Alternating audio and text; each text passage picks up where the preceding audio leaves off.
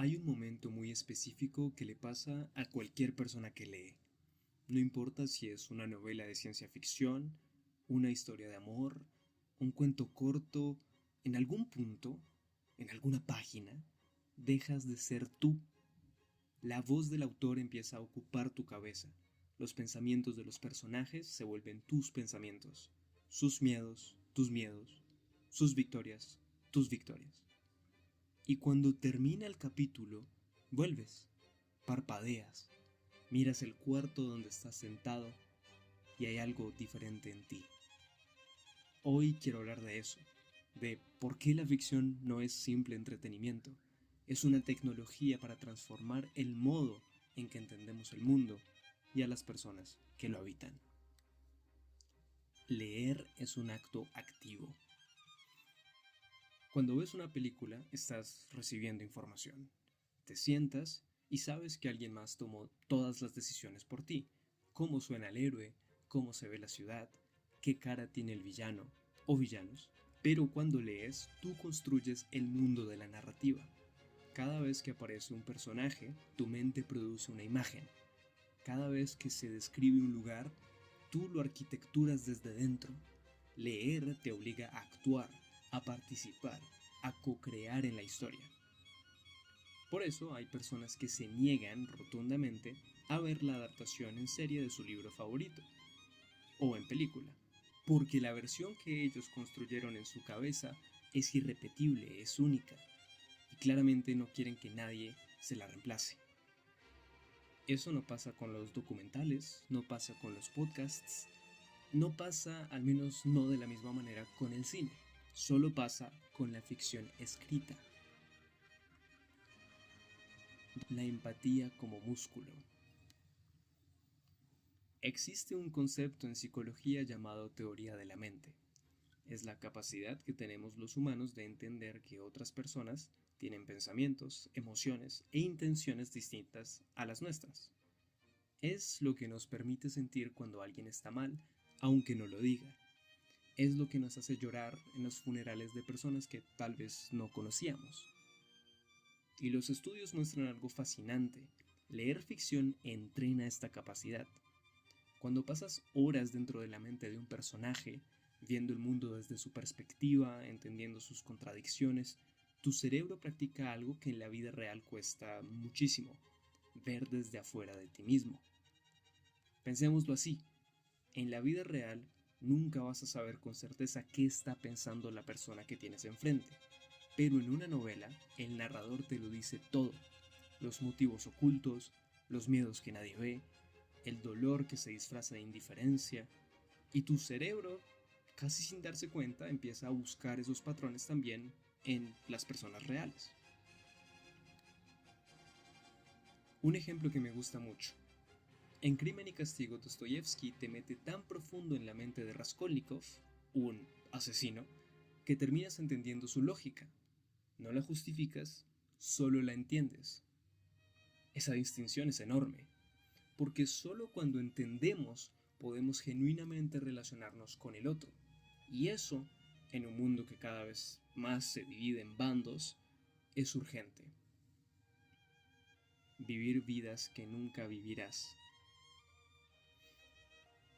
Sabemos que hay un límite que nadie puede cruzar. Es filosófica y literalmente imposible experimentar la vida de otra persona. Puedes hablar con ella, observarla, estudiarla, pero jamás habitarás su cuerpo, nunca conocerás su historia y jamás podrás experimentar su manera de ver el amanecer.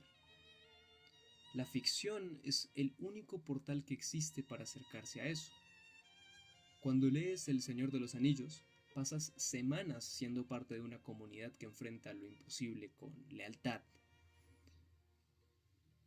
Cuando lees a Kafka, habitas la angustia de sistemas que aplastan al individuo.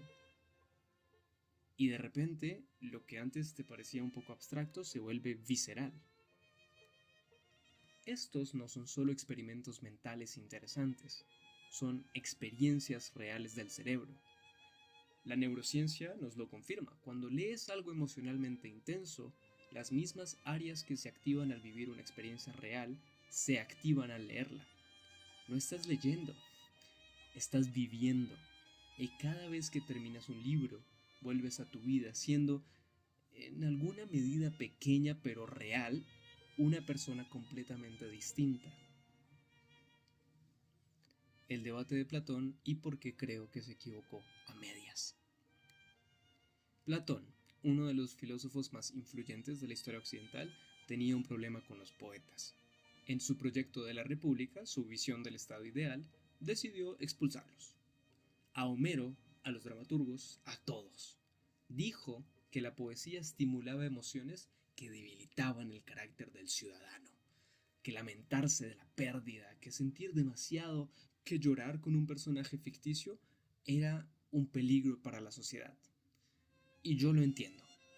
Hay ficción que embota, hay series que te dejan deprimido sin haberle dado nada a cambio, hay narrativas que normalizan el cinismo, la violencia sin consecuencias, el vacío existencial como una forma de vida, pero Platón cometió un pequeño error y es el de generalizar, porque también existe otro tipo de ficción, una ficción que forma, una ficción que muestra a través de la historia de un personaje cómo se ve el coraje cuando algo cuesta mucho, cómo se ve la lealtad cuando es inconveniente, cómo se ve la integridad cuando nadie te está mirando. No le puedes explicar a un niño de 10 años qué es el honor, pero sí puedes mostrarle a Atticus Finch defendiendo a un inocente en una sala de tribunal en Alabama. No le puedes explicar a un adolescente qué es enfrentarse al miedo, pero puedes ponerlo frente a Frodo cargando el anillo hasta el fin del mundo. La virtud, cuando se cuenta bien, se vuelve contagiosa. Lo que perdemos cuando dejamos de leer ficción. Vivimos en una época que privilegia la información. Tenemos podcasts de no ficción, newsletters de análisis, libros de autoayuda con frameworks y sistemas, todo orientado a darte datos, estrategias, hechos. Y yo no digo que eso esté mal. De hecho, consumo mucho de ese contenido. Pero hay algo que esos formatos no pueden darte. No pueden darte la experiencia de habitar otra vida. Cuando leemos únicamente no ficción, la voz en nuestra cabeza se convierte en un monólogo interno. Seguimos procesando el mundo desde nuestro propio eje. Seguimos siendo nosotros. Y el problema de ser solo nosotros todo el tiempo es que nos volvemos rígidos, menos capaces de entender perspectivas que nos resultan tal vez extrañas, menos curiosos sobre lo que motiva a las personas que no se parecen a nosotros mismos.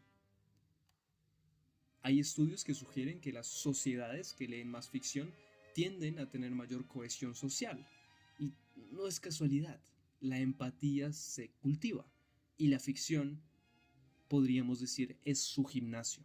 Quiero terminar con algo que pienso seguido. Estamos viviendo en una época de colapso de confianza.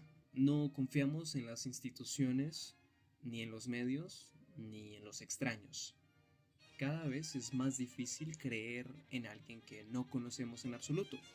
Cada vez es más difícil tender puentes con quien piensa un poco distinto. Y yo creo, genuinamente, que parte de la solución es tan simple y a la vez tan profunda como esta: leer más libros de ficción. Pero no cualquier ficción. Ficción que te incomode un poco. Ficción que te lleve a mundos que no reconoces. Ficción protagonizada por personas distintas, muy distintas a ti. Porque cada vez que terminas un libro así, regresas al mundo con una capacidad levemente mayor de entender que la realidad es mucho más grande que tu experiencia personal. Y eso, en este momento histórico, no es un lujo, es una necesidad. Si te quedaste hasta aquí, muy seguramente ya sabes qué hacer. Agarra ese libro que tienes postergado o busca uno nuevo de alguien cuya vida no se parezca en nada a la tuya. Y date el tiempo de desaparecer en él. Nos vemos pronto.